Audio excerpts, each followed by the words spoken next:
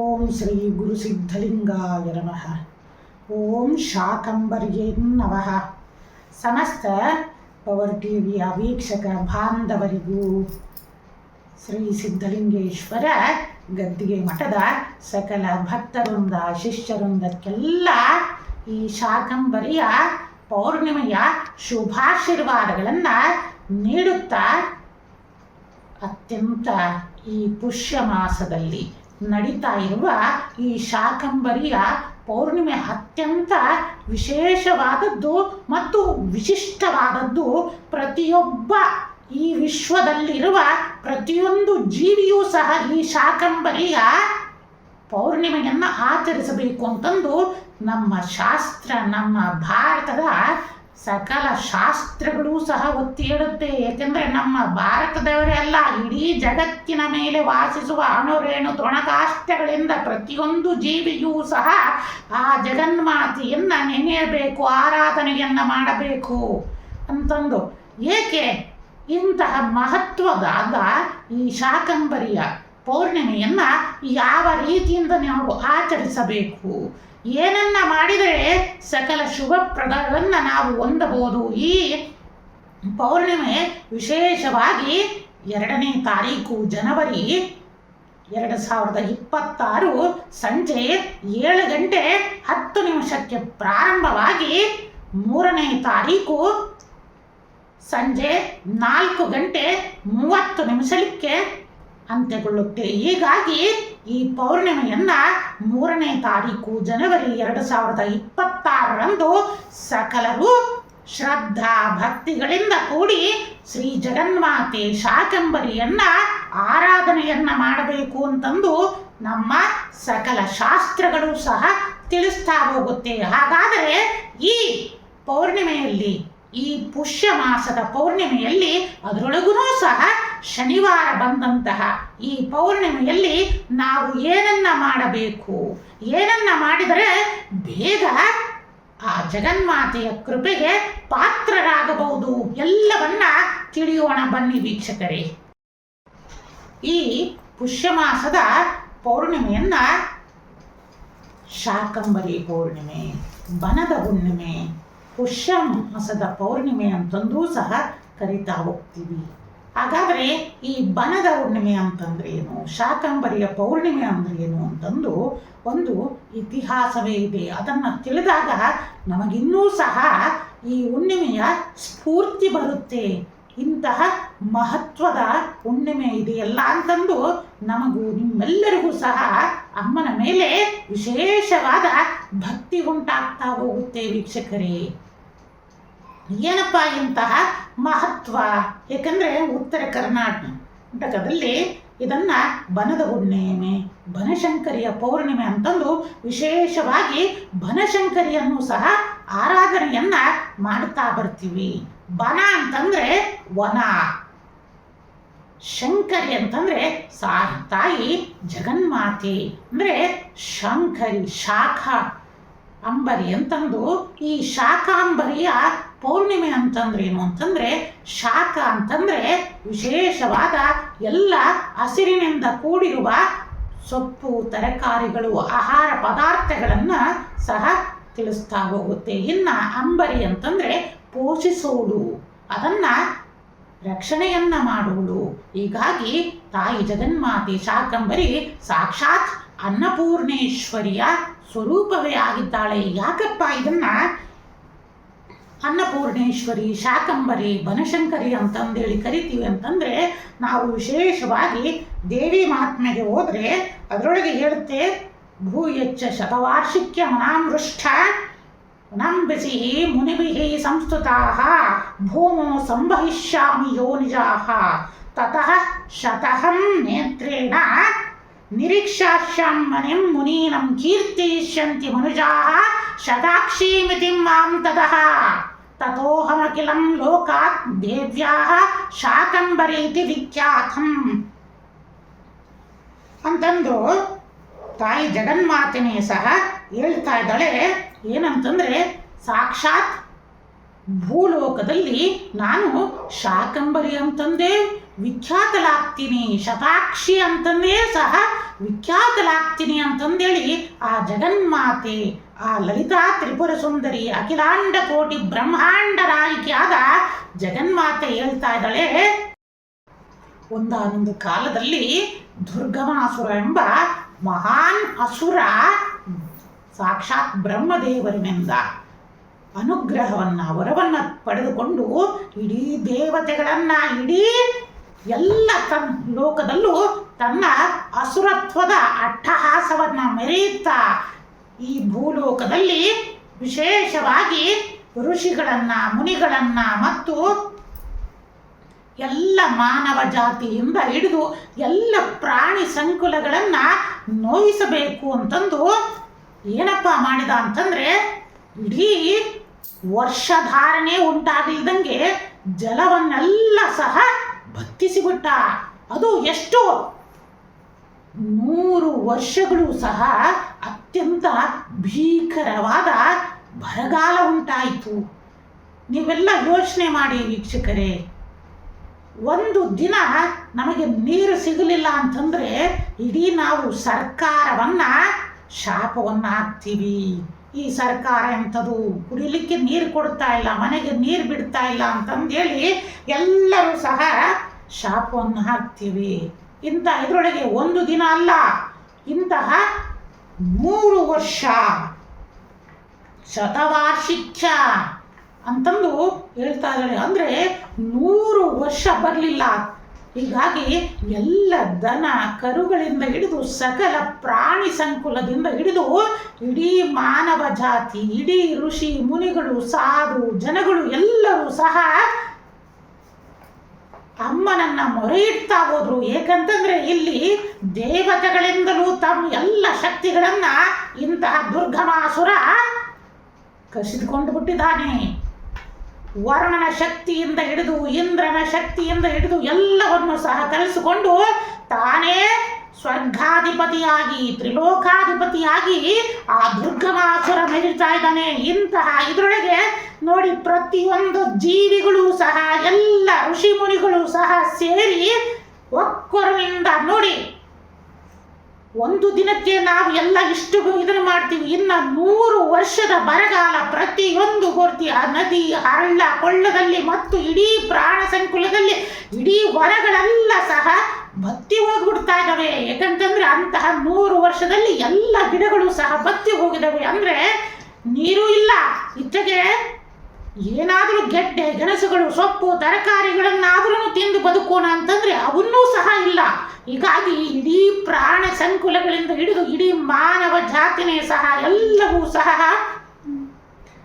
ನಾವೆಲ್ಲ ಏನಪ್ಪ ಮಾಡ್ತೀವಿ, ನಮ್ಮ ಎಲ್ಲ ಒಬ್ಬ ಮನುಷ್ಯ ಅಕಸ್ಮಾತ್ ಆಗಿ ನೀವುಗಳೇ ಸಹ ಒಂದು ಕ್ಷಣ ಮಾತ್ರ ಎಲ್ಲಾದರೂ ನಡೆದುಕೊಂಡು ಹೋಗ್ಬೇಕಾದ್ರೆ ದಾರಿನಲ್ಲಿ ಒಂದು ಕ್ಷಣ ಮಾತ್ರ ಜಾರಿದಾಗ ನಾವು ಏನನ್ನ ನೆನಪಿಸ್ಕೊಂತೀವಿ, ಎಡವಿದಾಗ ಏನಪ್ಪ ನೆನೆಸ್ಕೊಂತೀವಿ, ಅಮ್ಮ ಅಂತಂದೇಳಿ ಕರಿತೀವಿ. ಆ 2 ಅಕ್ಷರದಲ್ಲಿ ಎಂತಹ ಶಕ್ತಿ ತುಂಬಿದೆ.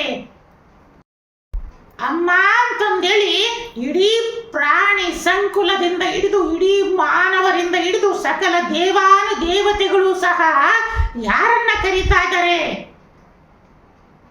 ಯಾಕಂದ್ರೆ ನಮಗೆಲ್ಲರಿಗೂ ಗೊತ್ತಿನ ನೋವಾಯ್ತಂದ್ರೆ ನಮ್ಮ ತಾಯಿಯನ್ನ ಕರಿತೀವಿ.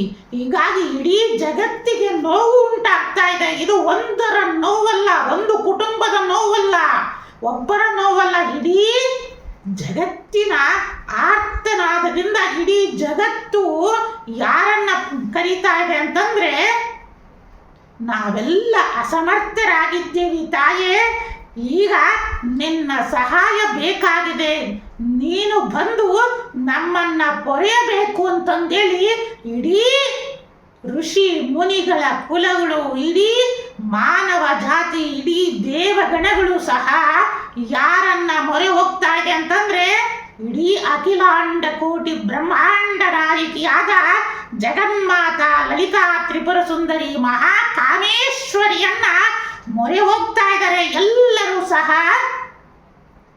ಅವರ ದೇಹದಲ್ಲೂ ಸಹ ಕಣ್ಣೀರು ಬರಲಿಕ್ಕೂ ಸಹ ನೀರಿಲ್ದಂಗಾಗಿ ಎಲ್ಲ ಜಾತಿಯ ಪ್ರಾಣಿಗಳು ಸಹ ಆರ್ತನಾದದಿಂದ ಅಮ್ಮ ಅಂತಂದೇಳಿ ಕರೀತಾ ಇದ್ದಾವೆ. ಇಂತಹ ನೋಡಿ ಎಂತಹ ಆ ಭಾವನೆಯನ್ನ ತೆಗೆದುಕೊಂಡ್ರೆ ಎಷ್ಟು ಇದರಬೇಕು. ಹಿಂಗಾಗಿ ಅಂತಹ ಎಲ್ಲವೂ ಇದನ್ನ ಮನಗೊಂಡು, ಯಾಕಂದ್ರೆ ಅಮ್ಮ ಅಂದ್ರೆ ಸಾಕಂತೆ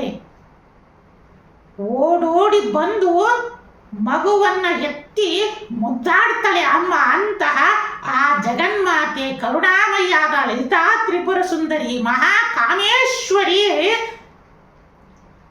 ಈ ಆರ್ತನಾದವನ್ನ, ಇಡೀ ಪ್ರಾಣಿ ಸಂಕುಲದ ಆರ್ತನಾದವನ್ನ ನೋಡಿ ಏನಪ್ಪ ಮಾಡ್ತಾ ಇದ್ದಾಳೆ ಅಂತಂದ್ರೆ, ನೋಡಿ ಜಗನ್ಮಾತೆ ಆದ್ರೂ ಸಹ ತನ್ನ ಮಕ್ಕಳಿಗೆ ಇಷ್ಟು ವರ್ಷ ನೋವನ್ನ ಕೊಟ್ಟುಬಿಟ್ನಲ್ಲ ನಾನು ಅಂದ್ರೆ ಎಂತಹ ಅಸುರನೇ ಇರಲಿ ನೋಡಿ, ಅವನ್ನೆಲ್ಲ ಇಲ್ಲಿ ಮರ್ತೋಗ್ಬಿಟ್ಟಿದ್ದಾಳೆ. ಅಸುರರ ಅಟ್ಟಹಾಸವನ್ನು ಸಹ ಅಮ್ಮ ಮರೆತು ಏನನ್ನ ಯೋಚನೆ ಮಾಡ್ತಾ ಇದ್ದಾಳೆ ಅಂತಂದ್ರೆ, ನೋಡಿ ನನ್ನ ಋಷಿ ಮುನಿಗಳು ಅಂದ್ರೆ ಎಲ್ಲರೂ ಆ ಜಗನ್ಮಾತೆಯ ಮಕ್ಕಳು, ಇಡೀ ಪ್ರಾಣಿಗಳಿಂದ ಹಿಡಿದು ಎಲ್ಲವೂ ಆ ಜಗನ್ಮಾತೆಯ ಮೊರೆ ಹೋಗಿದೆ. ಆ ಭೂಮಿಯನ್ನ ನೋಡಿ ಅಮ್ಮನ ಆರ್ತನಾದ ಅಂದ್ರೆ ಕರುಣೆ ಉಕ್ಕಿ ಬಂದು ನನ್ನ ಮಕ್ಕಳನ್ನ, ಅಯ್ಯೋ ಎಷ್ಟು ತಡ ಮಾಡಿಬಿಟ್ಟಿನಲ್ಲ, ನನ್ನ ಮಕ್ಕಳು ಎಷ್ಟು ಅಳ್ತಾ ಇದ್ದಾರಲ್ಲ ಅಂತಂದು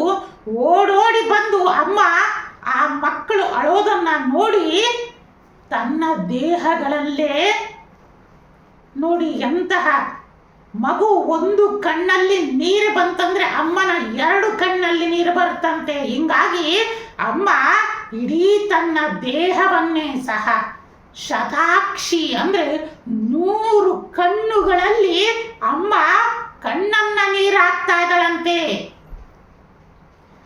ಆ ಅಮ್ಮನ ಕಣ್ಣಿನಲ್ಲಿ ಅಶ್ರು ತರ್ಪಣ ಆಗ್ತಾ ಇದೆ. ಅಂದ್ರೆ ನನ್ನ ಈ ಮಕ್ಕಳನ್ನ ಇಷ್ಟು ತಡ ಮಾಡಿಬಿಟ್ಟಿನಲ್ಲ, ಓಡೋಡಿ ಬಂದು ಅಂದು ಆ ಋಷಿಗಳನ್ನ ಮುನಿಗಳನ್ನ ಇಡೀ ಎಲ್ಲ ದೇವತೆಗಳಿಗೆ ಅಭಯವನ್ನ ನೀಡ್ತಾ ಇದ್ದಾಳೆ. ನೋಡಿ ಆ ಮಕ್ಕಳ ನೋವನ್ನ ನೋಡಿ ತಾಯಿ ಜಗನ್ಮಾತೆ ಶತಾಕ್ಷಿಯಾಗಿ ತನ್ನ ಕಣ್ಣಿನಲ್ಲೇ ನೀರನ್ನ ಹಾಕ್ತಾ ಇದ್ದಾಳೆ.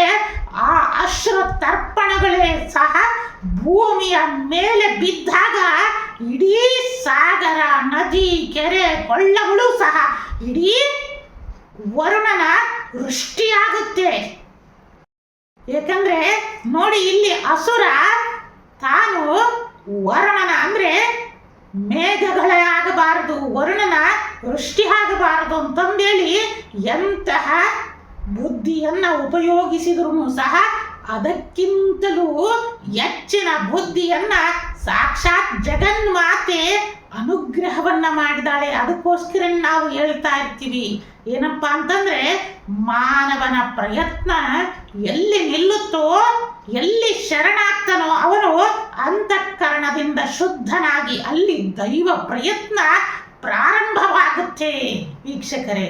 ಆದ್ದರಿಂದ ಯಾರು ತುಂಬು ಹೃದಯದಿಂದ ಶ್ರದ್ಧಾ ಭಕ್ತಿಯಿಂದ ಆ ಜಗನ್ಮಾತೆಗೆ ಶರಣಾಗ್ತಾರೆ, ಅವರನ್ನ ಆ ಜಗನ್ಮಾತೆಯೇ ಪೋಷಣೆಯನ್ನ ಮಾಡ್ತಾಳಂತೆ. ಅವರ ಯೋಗಕ್ಷೇಮವನ್ನ ಆ ಜಗನ್ಮಾತೆಯೇ ಮಾಡ್ತಾಳೆ ಅಂತಂದು ಸಾಕ್ಷಾತ್ ಅಂಬ ತಿಳಿಸ್ತಾ ಇದ್ದಾಳೆ. ಆ ತಿಳಿಸಿರೋದನ್ನ ನಾವುಗಳು ಸಹ ಎಲ್ಲ ಯುಗದಲ್ಲೂ ನೋಡ್ತಾ ಇದ್ದೀವಿ. ಅನೇಕ ಭಕ್ತರನ್ನ ಆ ಜಗನ್ಮಾತೆ ಉದ್ಧರಿಸ್ತಾ ಬೆನ್ನನ್ನ ತಟ್ಟಿ ಮುನ್ನಡೆಸ್ತಾ ಇರ್ತಾಳೆ. ಅಂತಹ ಮಹಾಕಾಮೇಶ್ವರಿ ಲಲಿತಾ ತ್ರಿಪುರ ಸುಂದರಿಯ ಅನಂತ ಮಹಿಮೆಗಳು ಅಗಾಧವಾದದ್ದು. ನೋಡಿ ಇಂತಹ ಶತಾಕ್ಷಿಯಾಗಿ ತನ್ನ ಕಣ್ಣಿನಿಂದ ಒಂದು ಹನಿ ಬಿಂದುಗಳು ನೀರು ಭೂಮಿಯ ಮೇಲೆ ಅಂತಹ ವರ್ಣನ ಆರ್ಭಟವನ್ನ ತೋರಿಸ್ತಾ ಇಡೀ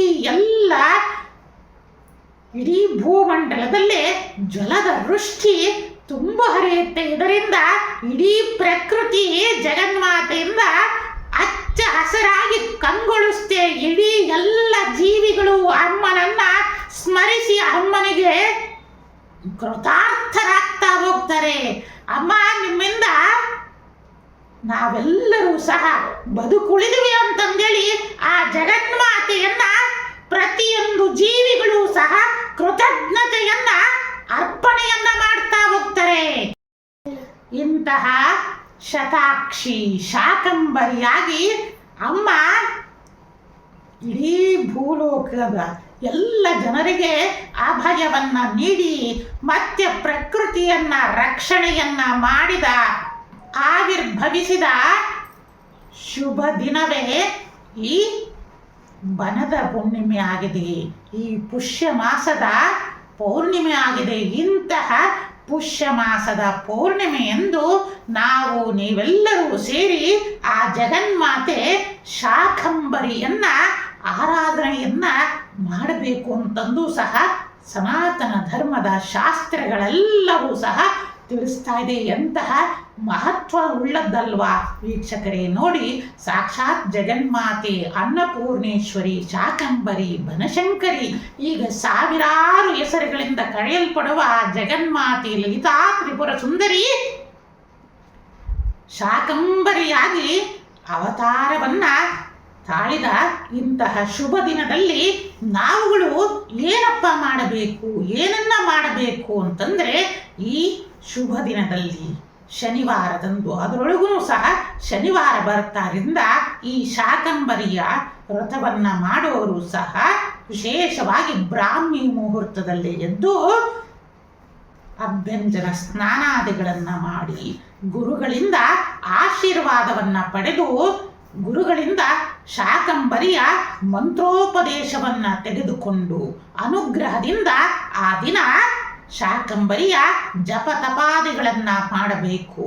ಮತ್ತು ಪೂಜೆಗೆ ವಿಶೇಷವಾಗಿ ಪೂರ್ವದಲ್ಲಿ, ನಿಮ್ಮ ಮನೆಯ ಪೂರ್ವದಲ್ಲಿ ಅಷ್ಟವಲ್ಲಿಯ ರಂಗವಲ್ಲಿಯನ್ನ ಬರೆದು ಅದರೊಳಗೆ ಹಸಿರು ಬಣ್ಣದ ಬಣ್ಣವನ್ನ ತುಂಬಿ ಅದರ ಮೇಲೆ ಭತ್ತ ಮತ್ತು ಹೆಸರು ಕಾಳುಗಳನ್ನು ಹಾಕಿ ಅದರ ಮೇಲೆ ಕಳಶವನ್ನ ಸ್ಥಾಪನೆಯನ್ನ ಮಾಡಬೇಕು.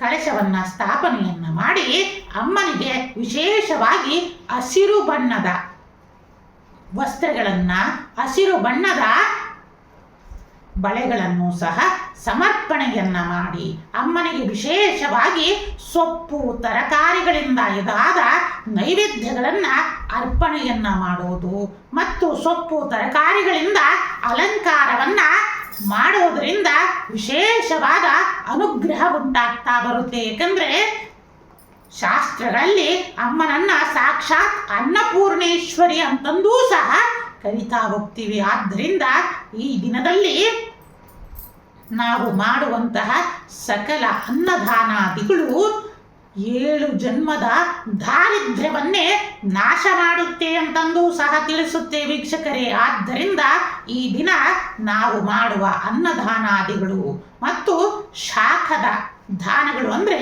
ತರಕಾರಿಯ ಸೊಪ್ಪಿನ ದಾನಗಳನ್ನು ಮಾಡುವುದರಿಂದ ವಿಶೇಷವಾದ ಪುಣ್ಯ ಫಲ ಪ್ರಾಪ್ತಿಯನ್ನ ಪಡಿತೀವಿ.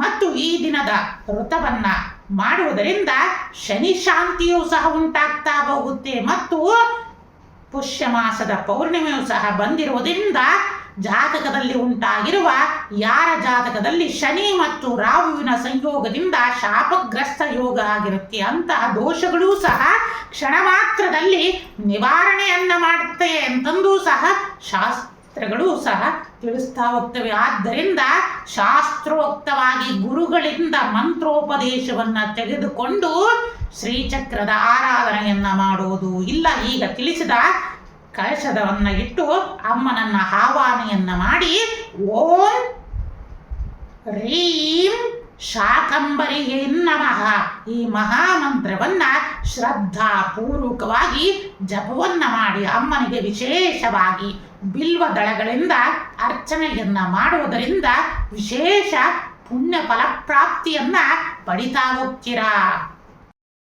ಮತ್ತು ಸಂಜೆಯಲ್ಲಿ ಅಮ್ಮನಿಗೆ ಪಾಯಸದ ನೈವೇದ್ಯವನ್ನ ಮಾಡಿ ಚಂದ್ರನಿಗೆ ಅರ್ಘ್ಯವನ್ನ ಕೊಟ್ಟು ಚಂದ್ರನಿಗೆ 27 ತುಪ್ಪದ ದೀಪದ ಆರತಿಯನ್ನ ಚಂದ್ರನಿಗೆ ಮಾಡುವುದರಿಂದ ಮತ್ತು ಹಾಲನ್ನ ಸಮರ್ಪಣೆಯನ್ನ ಮಾಡುವುದರಿಂದ ಜಾತಕದಲ್ಲಿ ಉಂಟಾಗಿರುವ ಶನಿ ಮತ್ತು ರಾಹುವಿನ ದೋಷದ ಜೊತೆಯಲ್ಲಿ ನೀಚ ಚಂದ್ರಭಂಗ ದೋಷನೂ ಸಹ ನಿವಾರಣೆ ಆಗುತ್ತೆ ಅಂತಂದು ಸಹ ತಿಳಿಸ್ತಾ ಇದ್ದೀವಿ. ಆದ್ದರಿಂದ ಈ ದಿನದಲ್ಲಿ ಮಾಡುವಂತಹ ಸಕಲ ಪೂಜಾ ಯಾಗ ಹೋಮಾದಿಗಳು ಸಹ ಅಕ್ಷಯವಾದ ಪುಣ್ಯ ಫಲವನ್ನ ನೀಡ್ತಾ ಹೋಗ್ತದೆ. ಈ ದಿನ ಮಾಡುವಂತಹ ಸಮುದ್ರ ಸ್ನಾನಾದಿಗಳು ಮತ್ತು ಪುಣ್ಯ ನದಿಗಳ ಸ್ನಾನಾದಿಗಳಿಂದ ಸಕಲ ಪುಣ್ಯ ಫಲ ಪ್ರಾಪ್ತಿ ಉಂಟಾಗುತ್ತೆ. ಮತ್ತು ಈ ದಿನದಲ್ಲಿ ಮಾಡುವ ಸಕಲ ಪಿತೃಶ್ರಾದ್ದಾದಿಗಳ ಕರ್ಮಗಳಿಂದ ಸಕಲ ಪಿತೃದೇವತೆಗಳ ಅನುಗ್ರಹ ಉಂಟಾಗ್ತಾ ಹೋಗುತ್ತೆ ವೀಕ್ಷಕರೇ. ಆದ್ದರಿಂದ ಆದಷ್ಟು ಗೋಪೂಜೆಯನ್ನ ಮಾಡೋದು, ಗೋಗ್ರಾಸಾದಿಗಳನ್ನು ನೀಡೋದು ಮತ್ತು ಗುರುಗಳ ಪಾದ ಪೂಜೆಯನ್ನ ಮಾಡೋದು, ಗುರುಗಳ ಸೇವೆಯನ್ನ ಮಾಡುವುದರಿಂದ ವಿಶೇಷವಾದ ಪುಣ್ಯ ಫಲಪ್ರಾಪ್ತಿಯನ್ನ ಪಡಿತಾ ಹೋಗ್ತೀರಾ. ಆದ್ದರಿಂದ ಇಂತಹ ಮಹತ್ವವಾದ ಇಂತಹ ಶುಭ ದಿನದಲ್ಲಿ ನಮ್ಮ ಸಮಸ್ತ ಪವರ್ ಟಿವಿಯ ಸಮಸ್ತ ತಂಡದಿಂದ ವಿಶೇಷವಾಗಿ ಲೋಕ ಕಲ್ಯಾಣಕ್ಕೋಸ್ಕರ ಶ್ರೀಪೀಠದಿಂದ ಶಾಕಂಬರಿಯ ಮಹಾಯಾಗವನ್ನು ಸಹ ಆಯೋಜಿಸಲಾಗಿದೆ. ಇಂತಹ ಮಹಾಯಾಗದಲ್ಲಿ ಸಕಲ ಸದ್ಭಕ್ತಾದಿಗಳು, ಸಕಲ ಭಕ್ತವೃಂದ, ಶಿಷ್ಯವೃಂದ ಸಹ ಭಾಗವಹಿಸಿ ಶಾಕಂಬರಿಯ ಕೃಪೆಗೆ ಪಾತ್ರರಾಗಿ, ಇದರ ಜೊತೆಯಲ್ಲಿ ಈ ಶಾಕಂಬರಿಯ ಪೌರ್ಣಿಮೆ ಇಡೀ ನಮಗೆ ಏನನ್ನ ಸಂದೇಶ ನೀಡುತ್ತೆ ಅಂತಂದ್ರೆ, ಒಂದು ವಿಶೇಷವಾಗಿ ನಾವುಗಳು ಏನಪ್ಪ ಸಂದೇಶವನ್ನ ನೀಡುತ್ತೆ ಅಂತಂದ್ರೆ, ಭೂಮಿಯನ್ನ ಉಳಿಸಬೇಕು, ಇದರಿಂದಲೇ ನಮ್ಮ ಭವಿಷ್ಯದ ರಕ್ಷಣೆ ಆಗುತ್ತೆ ಅಂತಂದು ನೋಡಿ. ಆ ಶಾಕಂಬರಿಯ ಪುರಾಣದ ಮಹತ್ವ ನಮಗೆ ತಿಳಿಸ್ತಾ ಹೋಗುತ್ತೆ. ನಾವುಗಳು ಪ್ರಕೃತಿಯನ್ನ ರಕ್ಷಣೆಯನ್ನ ಮಾಡಿದರೆ ನಮ್ಮ ಭವಿಷ್ಯವನ್ನ ಅದು ರಕ್ಷಣೆಯನ್ನ ಮಾಡ್ತಾ ಹೋಗುತ್ತೆ ಅನ್ನೋದನ್ನ ಸಹ ತಿಳಿಸ್ತಾ ಹೋಗುತ್ತೆ. ಆದ್ದರಿಂದ